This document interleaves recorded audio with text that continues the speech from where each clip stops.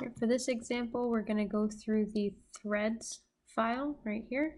So for the threads file, all we want to do is look at creating threads through this hole in the center. So what we can do is we can choose the thread tool up underneath the 3D model tab and the modify panel. And when we choose it, usually the thread tool takes a while to load since it has to load all of the different types of threads and distances of the threads from the manufacturer. So our specifications usually take a little while. So here we have our face option. So all we need to do is choose what surface we'd like to thread.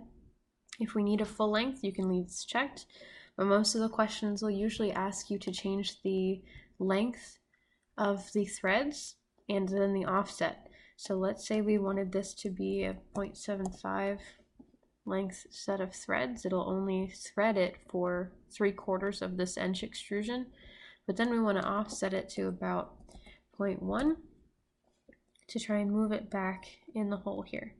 So if we notice, if we're looking through here, there's a gap right up here at the front. That's our offset, right? And then if we look at our specifications, depending on a question, you may be asked to change the type of thread specifically to a different version in here, or you may be asked to change how many threads per inch that you have here.